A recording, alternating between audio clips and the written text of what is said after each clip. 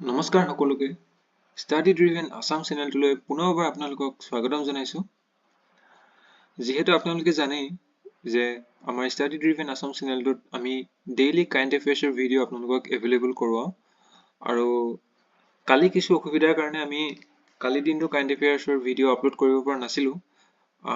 সেইবাবে আমি কালি আৰু আজি অৰ্থাৎ 27 আৰু 28 ফেব্ৰুৱাৰী কাৰেণ্ট এফেয়াৰ্ছখিনি এইটো ভিডিঅ' ডিছকাছ কৰিম। এই ভিডিঅ'টো আমি 5 মিনিটৰ ভিতৰতে কভাৰ কৰিবলৈ ট্ৰাই কৰোঁ আৰু এইটো ভিডিঅ' আপোনালোকে আমাৰ আহিবলগীয়া ADRE, APSC, হেল্থ টেট আদি সকলোবোৰ ধৰণৰ কম্পিটিটিভ এক্সামিনেশ্যনৰ কাৰণে খুবেই গুৰুত্বপূৰ্ণ হ'ব। ঠিক আছে, তেনেহ'লে আমি অলপো পলম নকৰি আজি আমাৰ ক্লাছটো ষ্টাৰ্ট কৰোঁ। প্ৰথম নিউজটো হৈছে গভৰ্ণমেণ্ট লঞ্চেছ মিছন উৎকৰ্ষ নামৰ এটা মিছন লঞ্চ কৰিছে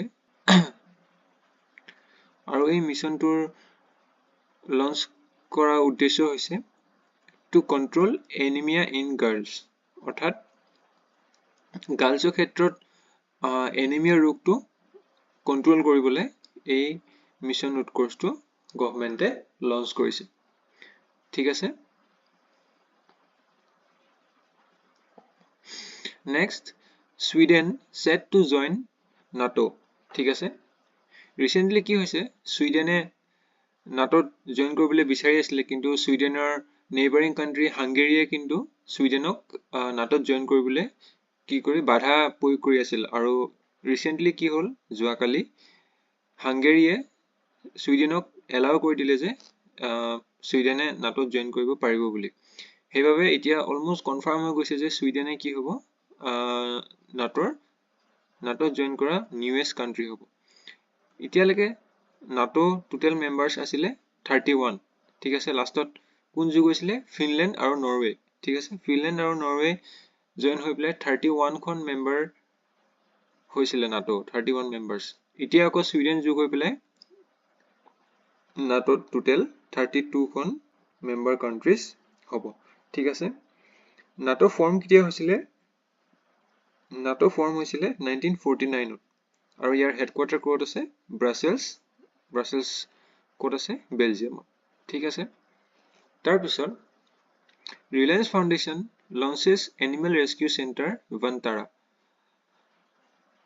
ৰিলায়েন্স ফাউণ্ডেশ্যনে, যোনটো আমাৰ অনিল আম্বানীৰ ফাউণ্ডেশ্যন, ৰিলায়েন্সে কি কৰিলে, ভান্তাৰা নামৰ এটা এনিমেল ৰেস্কিউ চেণ্টাৰ লঞ্চ কৰিছে বা মুকলি কৰিব। ঠিক আছে,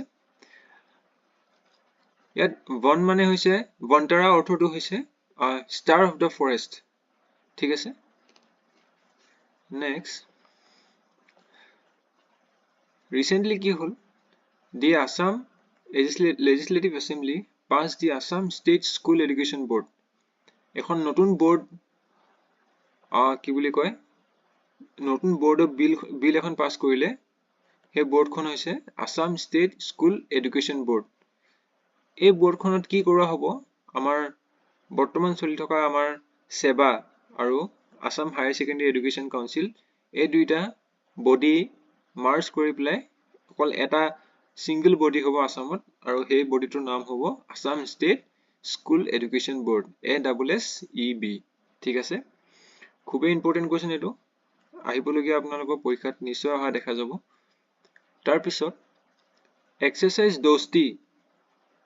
এক্সাৰচাইজ দোস্তি ৰিচেণ্টলি কণ্ডাক্ট কৰা হ'ল, আৰু এই এক্সাৰচাইজত কোনে ভাগ লয়, কোষ্ট গাৰ্ডসকলে ভাগ লয়। ঠিক আছে, ৰিচেণ্টলি কোষ্ট গাৰ্ড ডেও পালন হৈ গৈছে ফেব্ৰুৱাৰীত। ঠিক আছে, আপোনালোকে যদি আমাৰ ফেব্ৰুৱাৰী মাহৰ ইম্পৰ্টেণ্ট ডেটছৰ ভিডিঅ'টো যদি চোৱা নাই, তেনেহ'লে নিশ্চয় চাব আৰু কমেণ্টত নিশ্চয় জনাব যে কোষ্ট গাৰ্ড ডে কেতিয়া পালন কৰা হয়। ঠিক আছে, এতিয়া এই অপাৰেশ্যন দোস্তিটো ইণ্ডিয়া, মালদ্বীপছ আৰু শ্ৰীলংকাৰ কোষ্ট গাৰ্ডসকলে মিলি পেলাই কণ্ডাক্ট কৰে। ঠিক আছে, মনত ৰাখিব, খুবেই ইম্পৰ্টেণ্ট হয়। ইয়াৰ লগতে আপোনালোকে যদি আমাৰ চেনেলটোৰ বাকীখিনি চিৰিজ চোৱা নাই, সেইখিনি এবাৰ নিশ্চয় চেক কৰিব। আমি এপেক্স বেংক এছিষ্টেণ্ট এক্সামিনেশ্যনৰ কাৰণে এটা ফুল কোৰ্চ ইতিমধ্যে ষ্টাৰ্ট কৰি দিলোঁ। যদি আপোনালোকে সেই পৰীক্ষাটো দিম বুলি ভাবিছে, তেনেহ'লে নিশ্চয় সেই প্লেলিষ্টটো চেক কৰিব। আজি কাৰেণ্ট এফেয়াৰ্ছৰ ভিডিঅ'খিনিত ইমানেই আছিলে আপোনালোকে যদি ভিডিঅ'টো চাই ভাল পালে তেনেহলে লাইক কৰিব আৰু কিবা যদি ফিডবেক দিব বিচাৰিছে তেনেহলে নিশ্চয় কমেন্ট কৰিব আৰু নিজৰ ফ্ৰেণ্ড সাৰ্কেলৰ মাজত শ্বেয়াৰ কৰিব ঠিক আছে তেন্তে পুনৰ এটা নতুন ভিডিঅ'ত নিশ্চয় লগ পাম থ্যাংক ইউ